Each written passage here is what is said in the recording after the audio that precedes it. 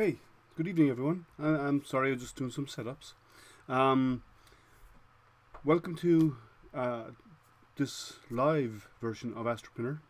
We haven't done live before, but in today we're going to talk a little bit about um, an event that happened today. There is a company called JGMaker, which some of you or many of you may not know. So JGMaker are a 3D printing company that have been around for about 11 years. They have been heavily involved in not only average everyday printers like home printers, but they're also heavily involved in industrial level printers. Like they do FDM printers, they do resin printers, they do not only the LCD, but they also do the laser resins. They do some really large laser resins for industry, and in those cases their resins are so large that they do 600 by 600 by 600 build area in resin. So they have really large input in the world of resin printers and FDM printers. Now, they're not a very popular name. Everybody knows the common guys like Creality and all these other guys, but JGMaker would not be deemed very, very common, well-known name. Now, in saying that, in some areas of the world they are known. Now they make nice products. I have two printers of them of my own, and they work really well. And there's a lot of hype around their fairly recent release of the JGMaker Magic. It's a small print bed equivalent to the Ender 3s. It's a nice little printer, Cartesian style printer. Now, but today at 9 a.m. this morning, well, starting at 8:30, they started a live webcast, and at 9 o'clock they released their latest and greatest printer as a Kickstarter called the JGMaker Artist-D. Now, the Artist-D is a nice printer. Very few people have heard about it, but there seems to be a small bit of hype around it, which is since people don't know the name, that was kind of surprising a little bit. Now, let me tell you a little bit about the Artist-D first of all. The Artist-D went live this morning on Kickstarter. It's what was called an IDEX printer. Now, IDEX stands for Independent Dual Extruder. So you have the normal Cartesian style printer where you have your moving y-axis on the bed, and you have your normal moving z-axis going up and down, right? But with this, it has two printheads that move completely independent of each other, but they're on the one single linear rail. Now, and there's a couple of benefits to this, but let's talk a little bit about their Kickstarter first, and then I'll go into the details of the printer. I was surprised how fast this took off, but I like the printer. And the difference about this printer is it wasn't designed just by the manufacturer and put out there on a Kickstarter, like most Kickstarters are done. JGMaker actually worked with people in the 3D printing community to come up with the design of their Kickstarter, of their new printer, the Artist-D. So they came up with some prototypes, some ideas. They reached out to the experienced 3D printing community, and the 3D printing community came back with some input, which they have implemented, and then they came up with a beta version of the printer, which they actually sent out to people. And the beta version, they got some feedback, and again, they took the input and are actually building it into the printer. So they're building the printer's printer. If you are a printer and you wanted an IDEX printer, what features would you like it to have? That's what they've put into this machine. Now, on top of that, they released it this morning, as I said. The webcast started at 8:30 this morning. They released this, the Artist-D Kickstarter went live at 9 a.m. US Eastern Time. And there was about 40 people on the live webcast. And I would say the vast majority of people on the live webcast paid in and actually became backers of the Kickstarter. And it was doing well. And then as the day went on, I started watching the numbers. And it went from 40% to 50%, which was great. Of the people, from 40 people to about 50 people and the number started growing steadily throughout the day. They had a target price or target backing amount of $39,696. That was their backing. That's what they had set as their target. It is now 11 hours later since that went live. They're just about to hit the 200% mark of what they requested. They're at almost $79,000. So they've doubled what they were hoping in the form of pledges, and that's in less than 12 hours. So that's phenomenal response. Now, why? Well, the main reason is because it's the printer's printer. People who print gave input on what they would like to see in a printer. That's what made it happen. So it went live, it went out there, people used it, people loved what it was able to do, and the response was fantastic. So let's talk a little bit about what the abilities of the printer are. So I'm going to actually switch over to and show you the Kickstarter page. So on Kickstarter, which they, as I said, launched this morning, it's the Artist-D. They have 174 backers so far in less than 12 hours, and they're available for the first. Their funding is for 29 days. Now, let's talk a little bit about the printer. So as I said, it comes with, by default, 3 years warranty. So if anything goes wrong in the next 3 years, they're behind you and they'll cover it, right? Free worldwide shipping. So even though it's been built in China, you don't have to pay import duties. They're going to ship it to your country, to within your region, and then deliver it within that region with the local carriers. So you're not dealing with having to pay for international shipping or anything like that. It's delivered local within your country. Now, they had a couple of different pledge areas, and we'll go over those. Let me go over those first. So the first thing is the first pledge area was you can put in an amount without a reward if you wanted to. Okay, and people might put in $5, but they didn't get any of those. Second, they had the option of $389 for the super early bird. Right, super early bird means you pay a little bit more, but today's price for the first 500 was $339. Now, an IDEX printer, dual filament, dual independent heads, and we'll talk about the benefits of those in a moment, was done in 1 day, right? They met their price in 1 day, and we'll talk about why. If you don't meet the first 500, the next 800 is $389. So you pay a little bit more, but you still get free shipping worldwide. It's still delivered within the country.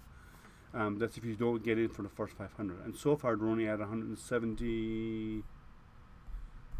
It's 174. They're at 200% right now. So it's 174. And if you don't get into the first 800, the price after that price, after the second batch of 800. So you have 500 for the first batch at 339. Second batch is 389. Is a little bit more, $40 more. 50. Okay, then you go on to, or $50 more. Then you go on to the normal price after that. Will be everybody else after that would be $429. So buying it today, or in the first, being in the first 500, you're saving yourself about $100. Now they do have specials for if you buy more than one. Like they have a deal there. If you can pledge for 2 devices for $599. Oh, sorry, that's wrong. Sorry, the duo package, is $699 for 2 of them. And then you have, if you want to buy, you can get, if you want to get 3 of them, it's $1,039. And then you have up to 5. The 5 of them is $1,719, and then you go to 10 of them, which is $3,429. Now, why would anybody buy these? The feedback from the guys who are doing the beta testing is it takes 5 minutes to assemble. Just plug it all together. It's very easy to assemble. Once it's done, it prints out of the box. Perfect. and it's easy to use, right? How many? And that's from guys who know 3D printing, guys who've used 3D printers of all shapes and sizes. They're saying it hits it out of the park, it nails it first time, and it does a phenomenal job doing so. So you should consider. I'm not pushing people towards a product because I'm trying to sell a product, because I get nothing out of it. Right? It's a Kickstarter. I don't get a penny out of it. But what it does do is it gives you a really good printer out of the bat. Now we're going to go over the specs of the printer and talk a little bit about it.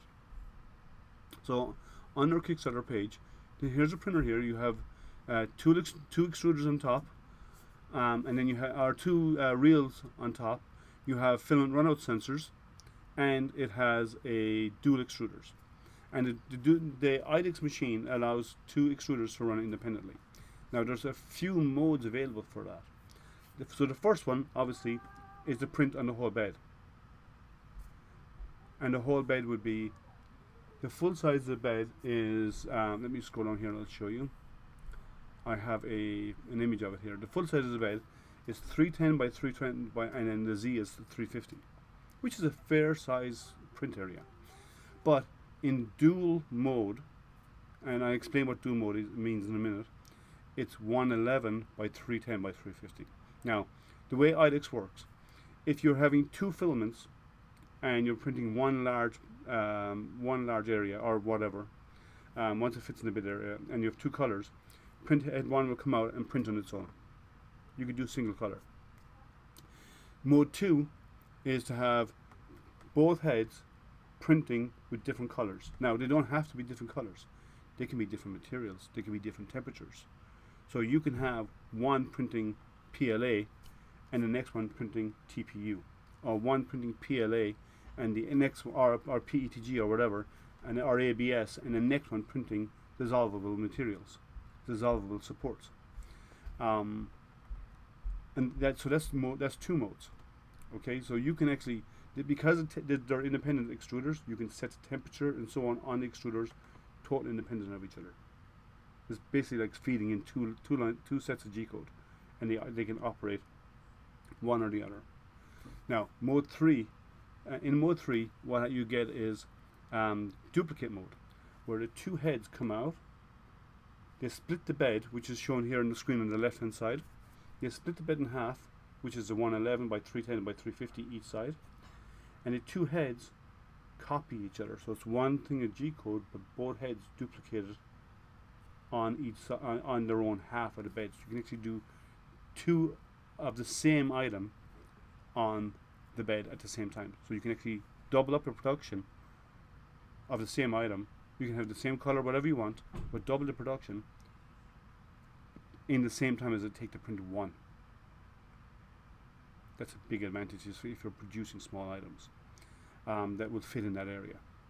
Now, the fourth mode you can do is mirror mode. So you have whatever one prints, the other prints the opposite. So if one is printing something in this shape, the other one will print the opposite, the mirror copy of it. So there are 4 modes you can print in. Now, there's a lot of advantages of that. Some people will see the need for a mirror mode, because if you want to do something that are actually corresponding to each other, like bookends or whatever that are mirror opposites of each other, that's a great way of doing it.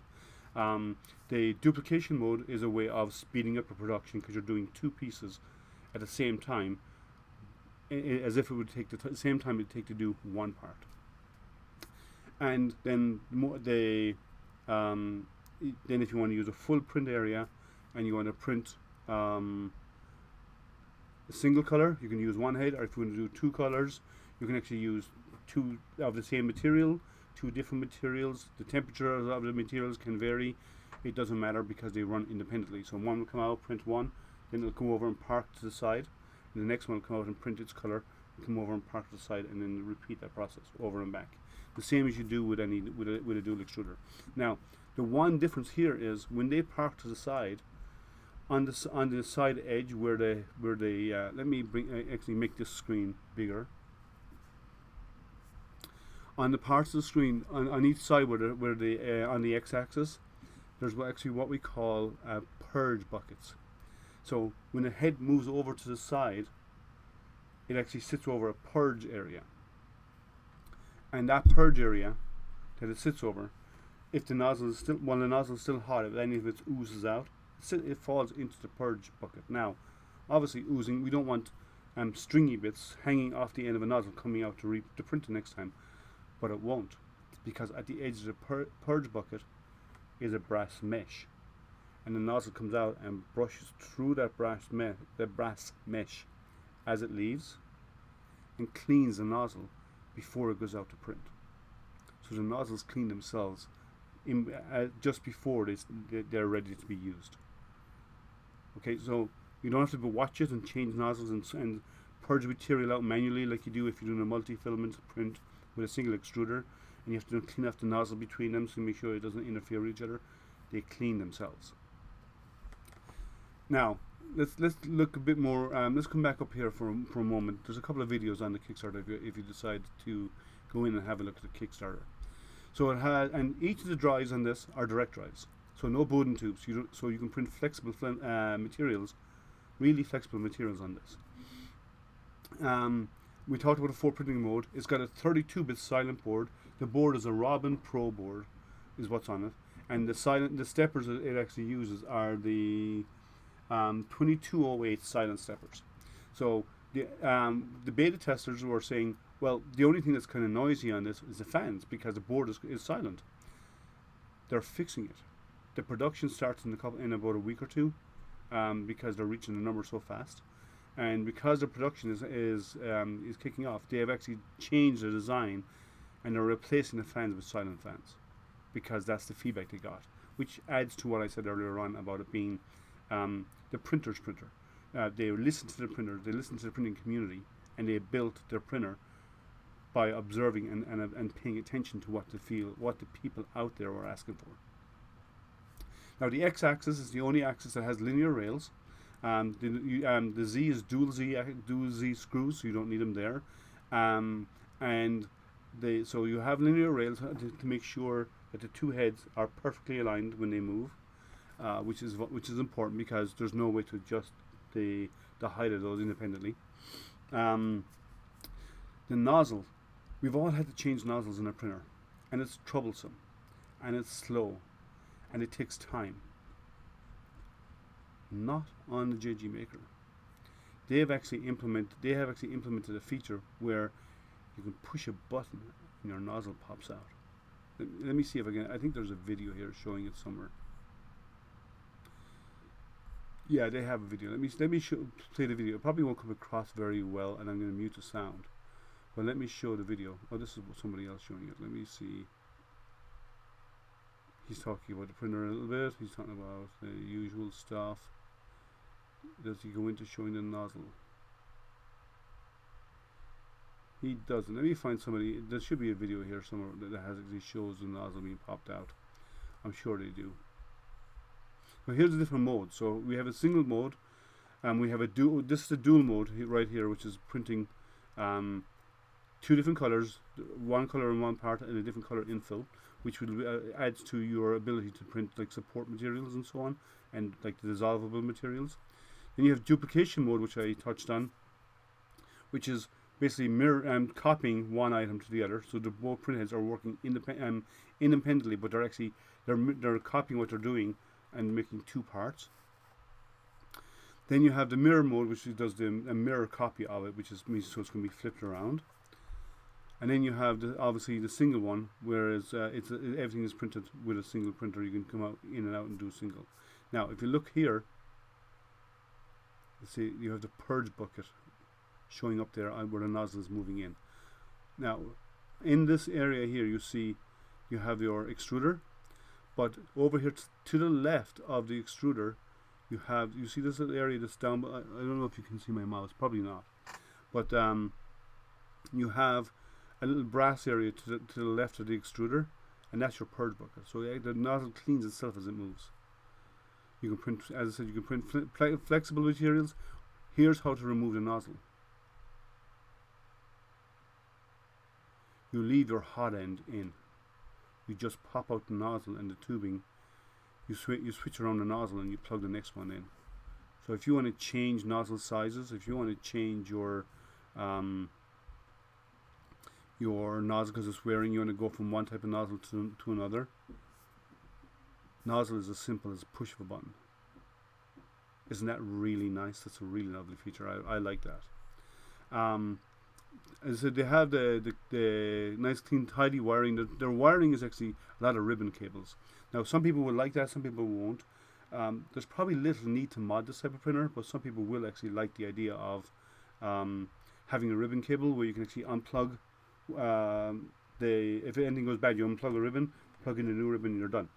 Other people who like to mod and change and do stuff to a printer may not like the ribbon cable so much, but like, you can't make everybody happy all the time.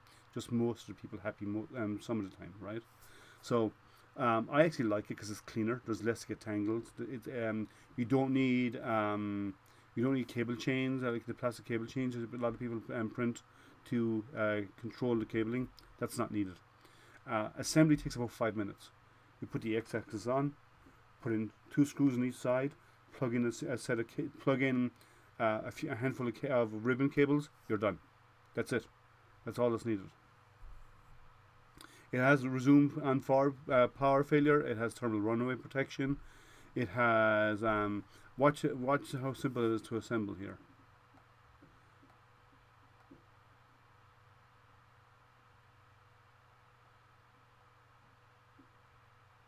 The one thing it doesn't show is when you put the X-axis on, or the Z-axis on top of the base. There are some screws involved. There's 4 screws involved. That's it. Assembly is very simple. I mean, talking about KISS, keep it simple, stupid. This personifies simplicity at its best. It's really easy to assemble. It comes with a magnetic plate, a flexible steel magnetic plate. That's default with it. Okay, so whatever you print, you have the flexible bed. You can pop it off. Its feeding system, there's no more pushing levers for feeding filament in there. You just put a filament in, you go down to the control, you say extrude, and you turn the dial and it extrudes. As I said, it already has the 32-bit board, and it has silent chips, silent stepper drivers. It comes with Marlin version 2.0.1.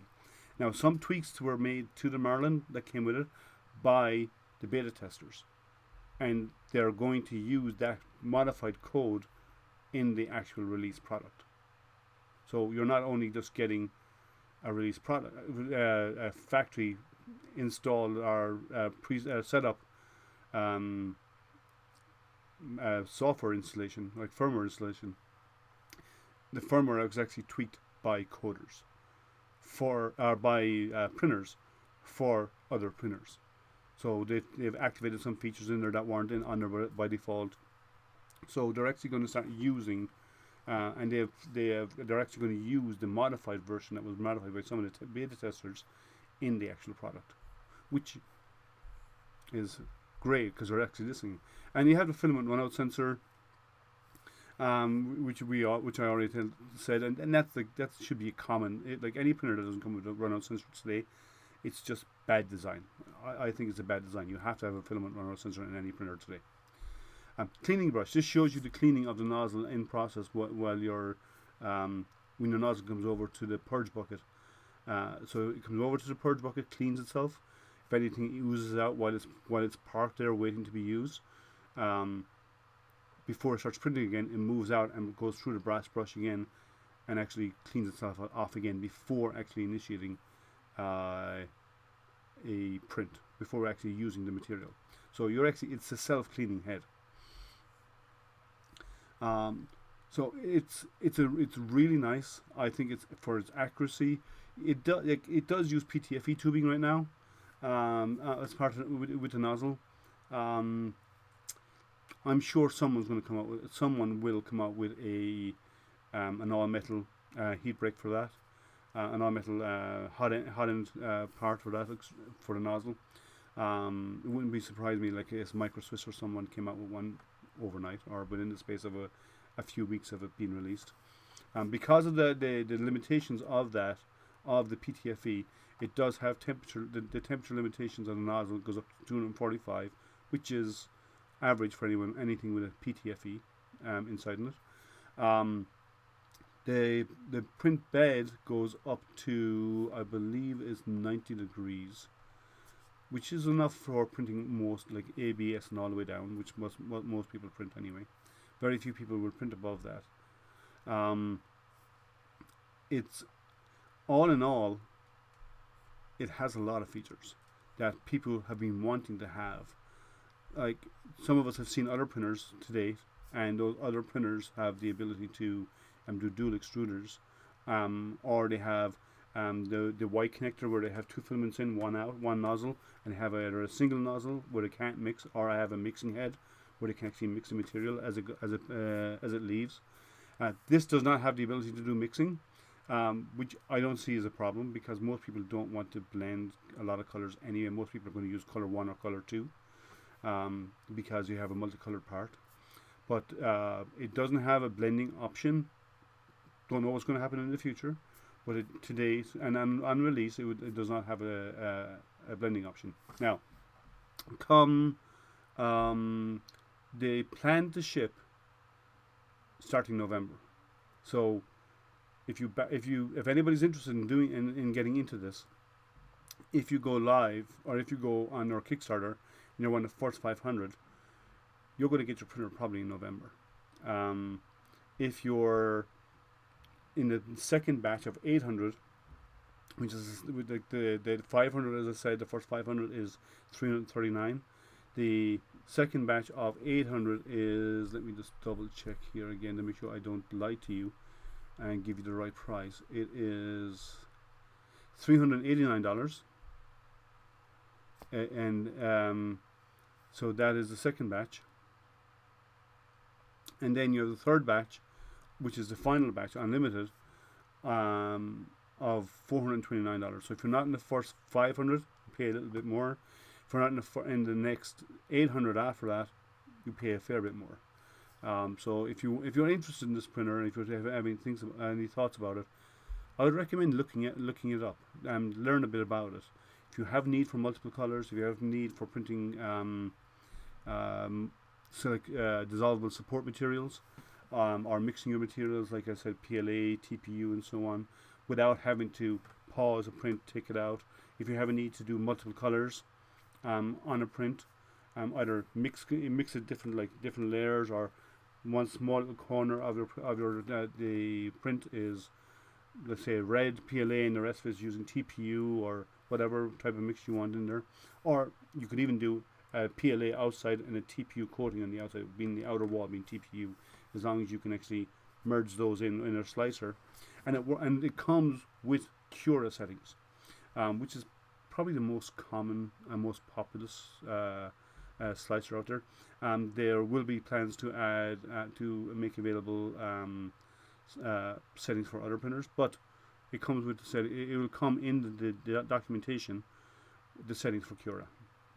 I don't think they've added simplified 3D, but I'm sure in very, very short time someone's going to create the profile for simplified 3D, and also the process slicer. So I just want to come out and talk about it, see how fast it's gotten to where it is. Let's see how it's doing with regards to backing.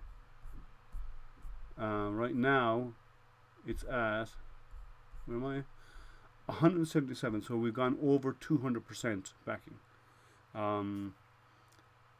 Now that's phenomenal in less than 12 hours. So I haven't used it myself, but I've talked to some of the guys who are doing the beta testing, and they said it was the easiest to assemble. They've said it's been the easiest to set up. It was really easy to use, and JGMaker listened to their input on making some slight changes. So I think all of those put together stands for a really nice, easy to use printer. So you should consider reaching out and looking at this printer. I would recommend it. Everybody I know who has been beta testing is recommending the printer, and it's not because they're paid to recommend, because none of us who do reviews are paid to recommend.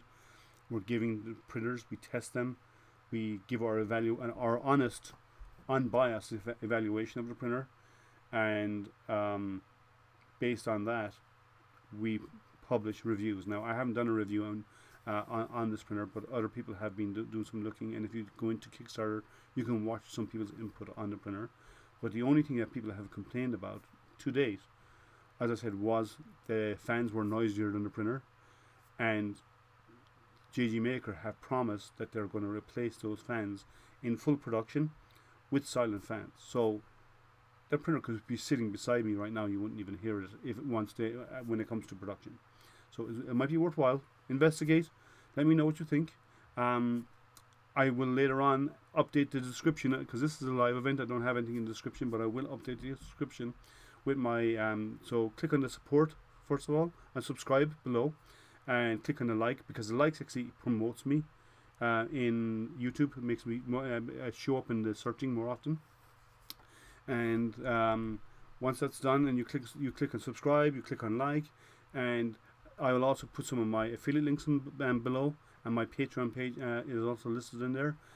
Please, if you like what you see, if you want to hear more from me, if you even have suggestions about what you'd like to talk about, please let me know in the description, and we'll see what we can work out. And the affiliate links give me a small bit of income, not much, but a tiny little bit of income, and that small bit of income helps me maintain and do more reviews. It allows me to do more content for you, to try and make this channel your go-to channel for 3D printing. So thank you, and keep printing.